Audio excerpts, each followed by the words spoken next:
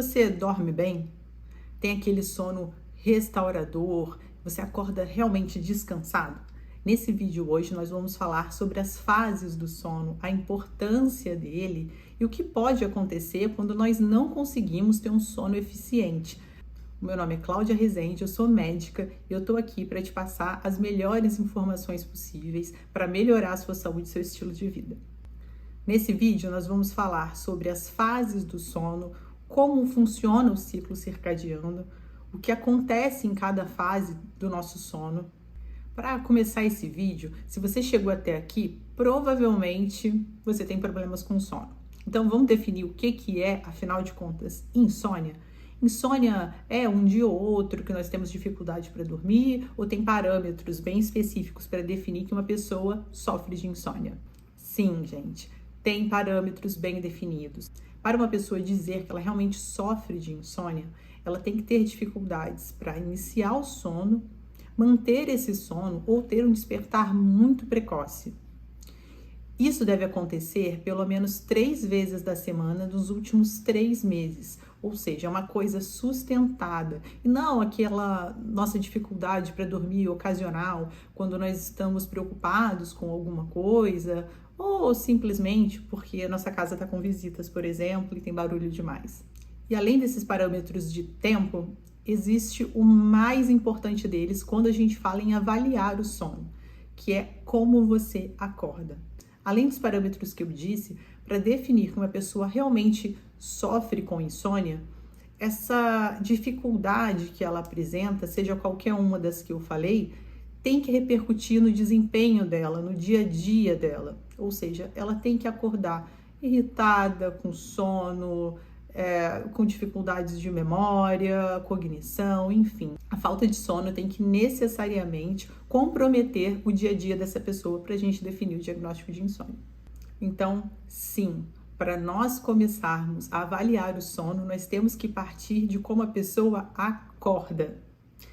Se ela realmente tem prejuízo no seu dia a dia por conta de um sono ineficiente, aí nós partimos para mais 3 critérios: a quantidade de sono, a qualidade de sono e o ritmo desse sono. Além de uma entrevista inicial que seu médico pode fazer com você, existem outras ferramentas, como diários do sono ou a polissonografia, que é o exame que tem uma acurácia muito maior e avalia de forma muito certeira o quanto você está dormindo mal. O que será que está acontecendo? Se você está atingindo todas as fases do sono. Vamos falar um pouquinho sobre as fases que eu acho que vocês vão entender melhor. Nosso sono é dividido em fases. E normalmente as pessoas já ouviram falar da fase REM e não REM. Mas o que é isso, afinal de contas? A fase não REM pode ser dividida em 3 ou 4 estágios. Isso depende de qual autor a gente está seguindo. Mais a fase REM, ou seja, o nosso sono tem aí de 4 a 5 estágios diferentes, dependendo da literatura. De forma didática, eu vou usar aqui o sono dividido entre 5 níveis, 5 fases diferentes. Acho que fica mais fácil para vocês entenderem. Nosso ciclo circadiano, ele é dividido entre as fases de sono, vigília e sono novamente. O tempo que nós levamos em cada uma dessas fases varia de pessoa para pessoa e conforme a idade que nós estamos. Assim que nós adormecemos, a primeira fase que entramos é a fase REM. REM é uma sigla em inglês que quer dizer movimento rápido dos olhos. E quando os estudos sobre sono começaram, foi justamente essa fase e esse movimento rápido dos olhos que foi percebido pelos pesquisadores. E aí se convencionou depois que a fase não REM seria a outra.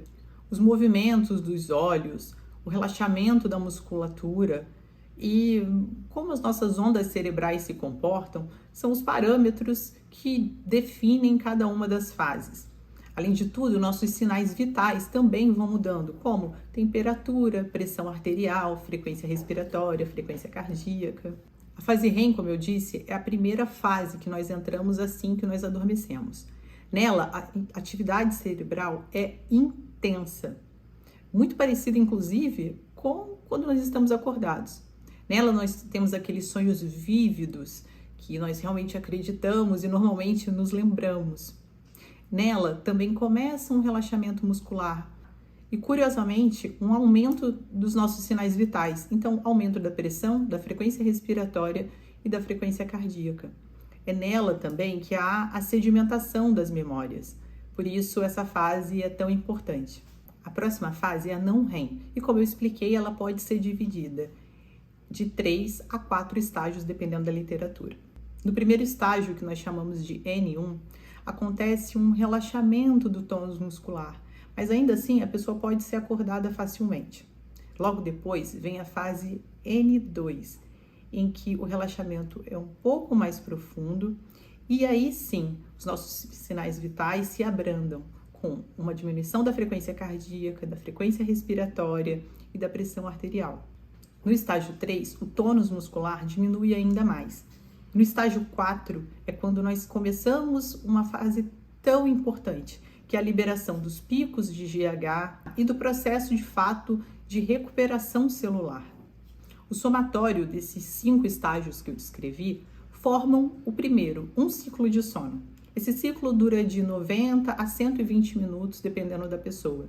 E durante a noite, nós temos de 5 a 7 ciclos desse, inclusive com momentos de despertar, normalmente umas 2 vezes por noite. Eu vou deixar aqui uma foto do hipnograma, que mostra basicamente como esses ciclos vão se alternando, inclusive com as nossas fases que estamos despertos, durante o passar da noite para um adulto comum, que dorme por aí de 7 a 8 horas, ou pelo menos deveria. Apesar de eu ter dito que adultos deveriam dormir de 7 a 8 horas, isso é uma média.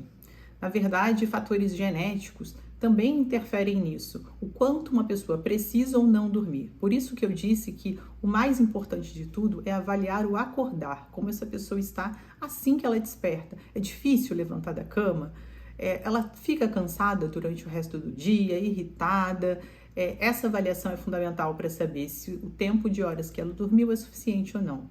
Isso muda também durante as fases da vida. Então, bebês dormem durante muitas horas e eles têm um sono que nós chamamos de polifásico, ou seja, eles dormem e despertam muitas vezes. Os idosos também têm um comportamento diferente durante o sono. Eles dormem um número de horas um pouco menor e normalmente um sono bifásico.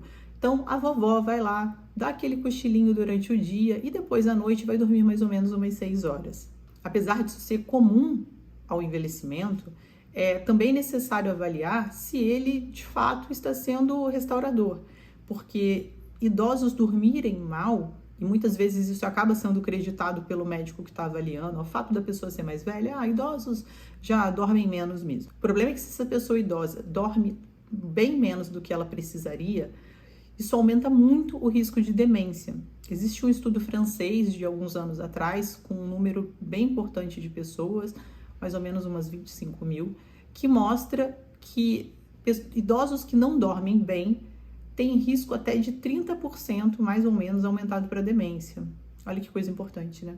Fora que um idoso sonolento durante o dia, mais letárgico, fica mais propenso, por exemplo, a ter quedas, o que para idosos é bastante problemático. Tudo bem, agora você entendeu mais ou menos como funciona o seu sono, quais são os ciclos. E aí você me diz, então, eu realmente acordo muito cansado. O meu sono não está sendo reparador como deveria. Qual o problema nisso? Além das alterações que eu mencionei enquanto eu falava dos ciclos, então em relação aos nossos sinais vitais, à aprendizagem, a coisa fica ainda um pouco mais complicada. Durante o sono, nós temos inúmeros hormônios sendo ordenados e a falta de sono impacta na saúde mental, para crianças principalmente, nos picos de GH, do hormônio do crescimento.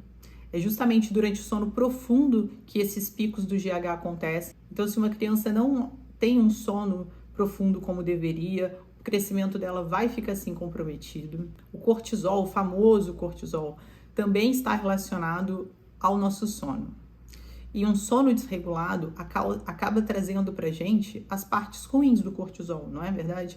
Então, o estresse, a possibilidade de aumento de resistência insulínica, ou seja, aumento da glicemia, alterações do sistema imune, inclusive falando sobre ganho de peso, que o cortisol pode estar sim envolvido, e o aumento da resistência insulínica, como eu disse, uma outra questão são os hormônios relacionados à fome. Se nós dormirmos mal, o que acontece? Nós temos um aumento da grelina, que é o hormônio relacionado à fome, e uma diminuição da leptina, que é o hormônio relacionado à nossa saciedade. Então você imagina, além disso, a pessoa já está cansada, vai fazer menos atividade física, a parte hormonal já não está contribuindo, então o ganho de peso é sim uma das consequências de noites mal dormidas. Se você quer emagrecer, você precisa dormir bem. Poxa, Cláudia, mas então e os trabalhadores que dormem durante o dia, que têm os seus turnos de trabalho durante a noite, como que eles ficam? Na verdade, eles têm sim prejuízos, gente. Inclusive, a incidência de câncer, por exemplo, é maior em trabalhadores noturnos. Olha que coisa. E aparentemente isso tem a ver com a secreção de melatonina, de uma forma ainda não muito bem explicada. Mas parece que a melatonina e a atividade tumoral estão sim relacionadas. É importante dizer que você necessariamente vai dormir em algum momento.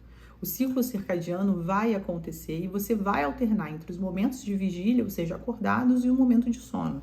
Porém, com essa rotina de trabalho, o que pode acontecer é você ter esse ciclo circadiano alargado, com uma mudança do intervalo de horas entre um sono e outro. Sem dizer que uma pessoa que trabalha à noite acaba tendo que dormir durante o dia. E aí ela tem a incidência de luz, os barulhos, e realmente esse sono nem sempre consegue seguir de uma maneira tranquila como deveria ou como conseguiria durante a noite. A incidência de luz dos nossos olhos está intimamente ligada ao fato de a gente conseguir iniciar o sono. Nos olhos, nós temos células nervosas, células ganglionares fotorreceptoras, e elas leem o quanto de luz nós estamos expostos e diz ao cérebro se é o momento de dormir ou não. Nós temos que lembrar, gente, que nós somos animais e que, teoricamente, nós deveríamos estar acordados durante o dia e dormindo durante a noite. Com a luz artificial e agora as telas, isso fica cada vez mais difícil para o cérebro entender que horas nós deveríamos estar dormindo e que horas deveríamos estar despertos, acordados e vigilantes. Essas células nos olhos, elas leem essa quantidade de luz e mandam essa informação para determinados lugares do cérebro. Esses lugares são marcadores, na verdade, marca-passos, e eles funcionam como temporizadores. Então é como se a gente tivesse um reloginho dentro da cabeça que organiza esse nosso ciclo circadiano. Inclusive, um dos núcleos cerebrais mais estudados a respeito do sono é justamente um que fica ali bem pertinho do quiasma óptico, que é o núcleo supraquiasmático lá do hipotálamo. Outra parte do cérebro que é muito citada quando se fala sobre o sono é a glândula pineal. E ela é importante porque ela regula a secreção da famosa melatonina. E a melatonina, que talvez seja um hormônio ligado ao nosso sono mais famoso, inclusive agora com suplementos que muitas pessoas fazem uso, tem suas vantagens e desvantagens. A gente pode conversar disso num outro vídeo só sobre melatonina, porque o assunto é extenso. Mas basicamente o que a melatonina faz é avisar ao cérebro que escureceu.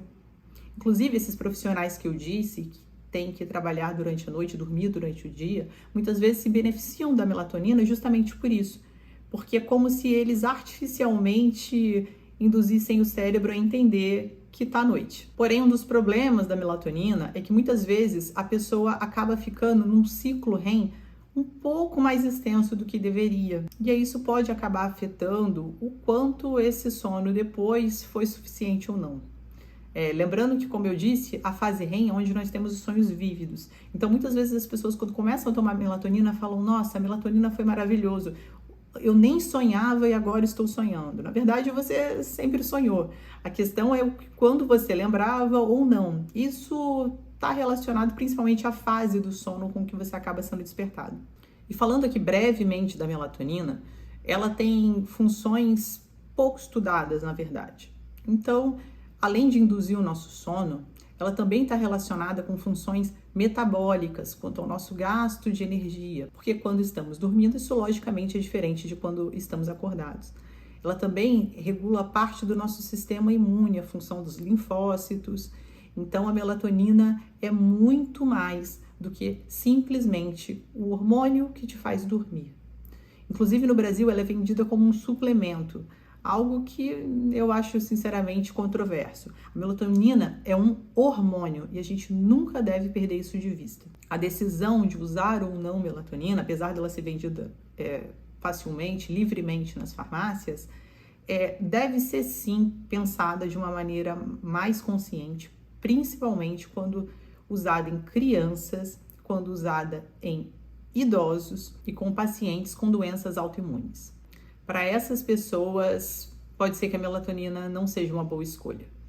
Ela é bem estudada em períodos curtos de tempo, de até 3 meses de uso, para aquelas pessoas que sofrem muito com jet lag, que são aqueles sintomas de quando a gente vai viajar e vai mudar de fuso horário. Mas tirando isso, a melatonina é muito pouco estudada. O que se sabe é que aparentemente não há uma dose, ou pelo menos as pessoas em geral não chegam numa fase que ela possa intoxicar. Uma agência americana chegou a dar um alerta sobre intoxicação de melatonina em crianças nos Estados Unidos, mas realmente isso não é uma coisa que a gente vê no dia a dia da prática clínica. O que pode acontecer são os efeitos colaterais da melatonina. Eu acredito que o mais comum deles, de fato, seja tontura, vertigem, sonolência durante o dia e os sonhos vívidos, né? A sensação ruim que às vezes os sonhos vívidos causam, né? Normalmente são pesadelos. E apesar disso ser descrito como uma coisa rara, não é bem o que a gente vê na prática clínica, não. Eu mesma posso dizer para vocês que melatonina, para mim, realmente não dá certo. Eu fico muito ansiosa, eu tenho algo parecido com uma síndrome do pânico e os pesadelos, assim, realmente são horríveis. Além de tudo, uma sensação meio de ressaca no dia seguinte. Mas só para deixar claro, eu não estou falando mal de suplementos. Na verdade, o que eu acho é que melatonina não deveria ser chamada de suplemento alimentar, colocada nessa categoria. Mas há outros suplementos, como magnésio, L-triptofano, que são realmente muito válidos para serem tentados, principalmente antes de você pensar em medicação. Então tá, afinal, Cláudia, o que pode ser feito para melhorar meu sono? Primeiro de tudo, é uma avaliação correta do motivo da sua insônia. Insônia pode sim ser um problema apenas comportamental, então isso vai se resolver com uma higiene do sono. Não tomando substâncias estimulantes muito próximo ao dormir, como cafeína, por exemplo, pré-treinos para quem malha à noite, diminuindo a luz 2 horas antes de dormir, porque como eu já expliquei, a luz, principalmente a luz artificial e das telas, que é a luz azul, influencia muito nos nossos olhos, então deixar aquela luz baixinha para que a gente diga para o cérebro que é um momento de relaxamento, criar rituais. Então, tomar banho, tomar um chá, alguma coisa que diga para o seu corpo, olha, agora é o momento de relaxar e nós vamos dormir. Manter horários específicos de sono e despertar também é muito importante, essa rotina. No início é um pouco complicado, é mais difícil, mas com o passar do tempo você vai ver que dando a hora que você escolheu ali para dormir, o sono de fato vem. Não ir para a cama sem sono, não ficar usando sua cama para ficar vendo TV, para ficar brincando no celular, vendo alguma coisa. Deixar a cama realmente para que a gente consiga fazer essa conexão entre aquele lugar, aquele hábito e o sono. Tentar não tirar aqueles cochilos durante o dia, pelo menos se você for um adulto, né? Como eu disse, crianças e idosos isso muda um pouco, mas para adultos os cochilos durante o dia realmente podem acabar afetando o seu sono. Escolher uma boa posição para dormir. Eu estou falando de uma pessoa saudável, tá? Sem patologias como apneia do sono, etc. Dores crônicas. Se isso não acontecer, dormir de decúbito lateral esquerdo, ou seja, de ladinho esquerdo assim, é uma posição normalmente confortável para as pessoas e que melhora algumas funções do nosso corpo, a forma com que o nosso sistema cardiovascular funciona, o nosso sistema respiratório, o nosso sistema digestivo. Então, para quem tem refluxo é bem bacana e isso pode sim ajudar a ter um sono melhor. Se a sua higiene do sono está adequada e ainda assim você não dorme bem, ou seja, você acorda cansado, procure um médico, porque o motivo pode ser uma outra questão que não comportamental. O uso da polissonografia que eu citei é muito útil para isso. Avaliação respiratória ou controle de dores, pacientes com dores crônicas, principalmente com razão osteomuscular, né, dos ossos e dos músculos, às vezes não conseguem dormir simplesmente porque o controle da dor não está suficiente. Então, esse tipo de coisa, tudo deve ser avaliado com o seu médico, deve ser levado de uma forma muito séria. Sono não é brincadeira, é um dos pilares da nossa saúde. Eu espero que você tenha noites maravilhosas, muito tranquilas e restauradoras. Se você gostou desse vídeo, comenta aqui embaixo, se inscreve no canal e me diz aí, responde, afinal de contas, se você dorme bem, se você não dorme, se você usa suplementos, se vocês querem o vídeo sobre suplementos e sobre medicações. A gente também tem que falar sobre isso. Eu acabei não abordando nesse vídeo, mas o uso abusivo de medicações para dormir também é um problemão. Eu espero que esse vídeo tenha sido útil. Se você conhece alguém que está sempre cansado, se arrastando por aí, manda para ele, pode ter alguma informação útil que possa ajudar essa pessoa. Um abraço, se ame, se cuide. Tchau! Gente, se vocês escutarem uns sons meio esquisitos de fundo, são meus cachorrinhos. Mil perdões.